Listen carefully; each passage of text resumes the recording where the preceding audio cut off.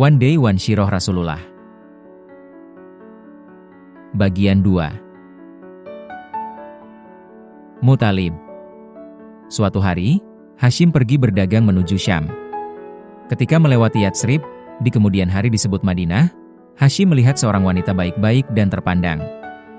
Siapakah wanita itu? Tanya Hashim kepada orang-orang Yatsrib. Dia adalah Salma binti Amr. Suaminya telah tiada. Kini dia seorang janda. Mendengar itu, Hashim melamar Salma dan Salma pun menerimanya. Mereka lalu menikah. Hashim tinggal di Yatsrib beberapa lama. Ketika Salma mengandung, Hashim melanjutkan perniagaannya. Namun, itulah kali terakhir Salma melihat suaminya karena Hashim tidak pernah kembali lagi. Ia meninggal dunia di Palestina. Salma melahirkan seorang anak laki-laki yang kemudian diberi nama Syaibah. Sementara itu, sepeninggal Hashim, kedudukannya sebagai pemuka masyarakat Mekah dipegang oleh adik Hashim yang bernama Al-Muthalib. Al-Muthalib juga seorang laki-laki terpandang yang dicintai penduduk Mekah. Orang-orang Quraisy menjulukinya dengan sebutan Al-Fayyad yang berarti sang dermawan. Suatu hari, dia mendengar bahwa Syaibah, keponakannya yang tinggal di Yatsrib, sedang tumbuh remaja. Aku harus menemuinya, pikir Al-Muthalib. Dia adalah anak kakakku. Dulu ayahnya adalah pemuka Mekah, maka dia harus pulang untuk melanjutkan kekuasaan ayahnya menggantikan aku. Ketika Al-Muthalib bertemu Syaibah di Yatsrib, dia tersentak. Anak ini benar-benar mirip Hashim. Mari nak, ikut paman ke Mekah, peluk Al-Muthalib. Tetapi, jika ibu tidak mengizinkan pergi, aku akan tetap tinggal di sini, jawab Syaibah. Syaibah. Nama Syaibah diberikan karena ada rambut putih, uban, di kepalanya sejak dia kecil. Selain Syaibah, Hashim telah memiliki 4 putra dan 5 putri yang tinggal di Mekah. Abdul Muthalib. Tidak. Aku tidak akan membiarkannya pergi, jawab Salma. Dia buah hatiku satu-satunya. Wajahnya lah yang senantiasa mengingatkan aku akan wajah ayahnya. Aku juga menyayangi Hashim, jawab Al-Muthalib. Bukan cuma aku, tetapi penduduk kota Mekah juga menyayanginya. Mereka pasti akan senang sekali menyambut kedatangan putra Hashim.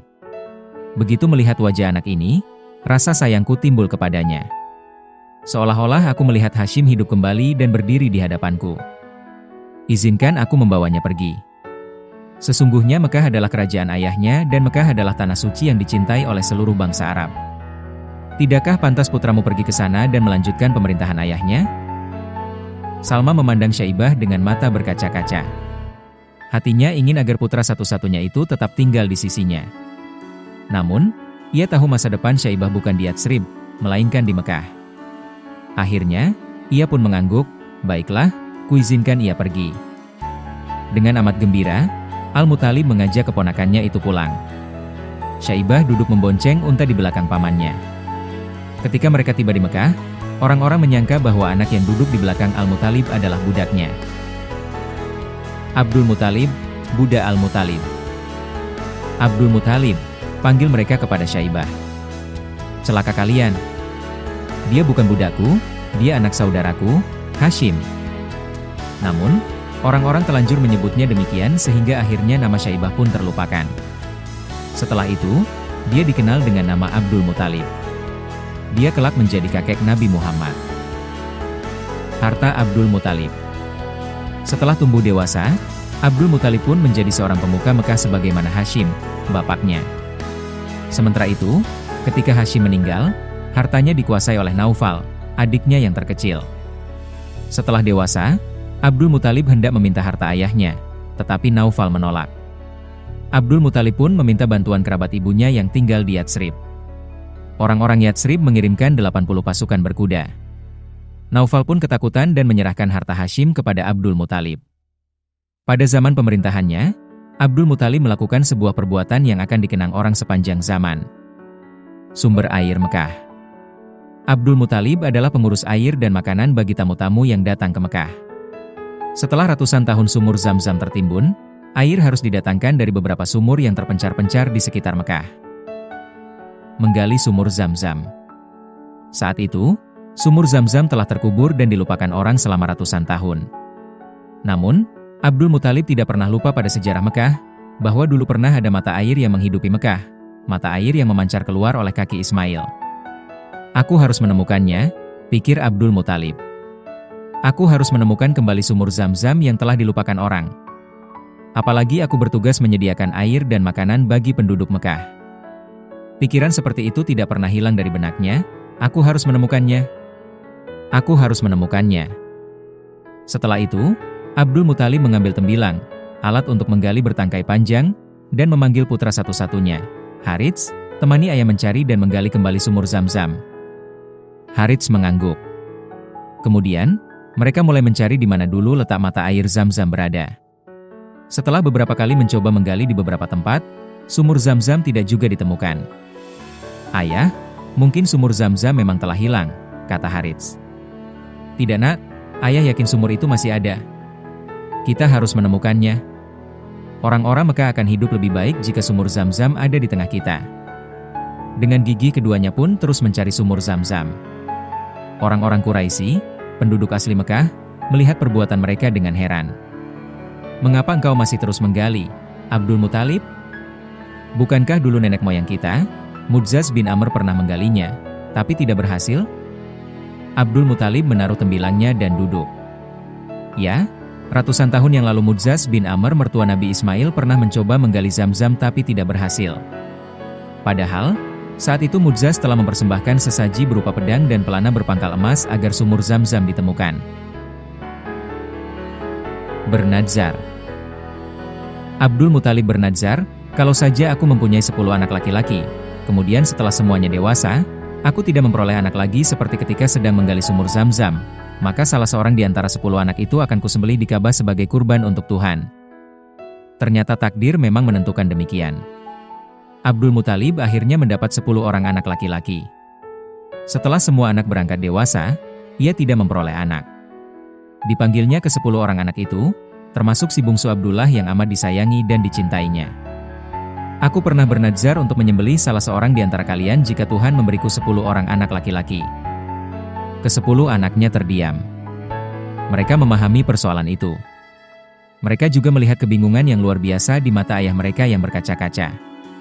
Namun, aku tidak bisa menentukan siapa di antara kalian yang harus kusembelih. Oleh karena, aku berniat memanggil Jurukit untuk menentukannya. Di hadapan patung dewa tertinggi Ka'bah, Jurukit, nanak panah, meminta setiap anak menulis namanya masing-masing di atas kit. Kemudian, ia mengocok anak panah tersebut di hadapan berhala Hubal. Nama anak yang keluar adalah Abdullah. Melihat itu, serentak orang-orang Quraisy datang dan melarangnya melakukan perbuatan itu. Batalkan keinginanmu, Abdul Muthalib. Mohon ampunlah kepada Hubal supaya kamu bisa membatalkan nadzarmu. Sanggupkah Abdul Muthalib menyembelih anak kesayangannya, apalagi tidak ada orang yang menyetujui niatnya itu? Menemukan Zam-Zam. Malam harinya, dengan tubuh lelah, Abdul Muthalib tertidur.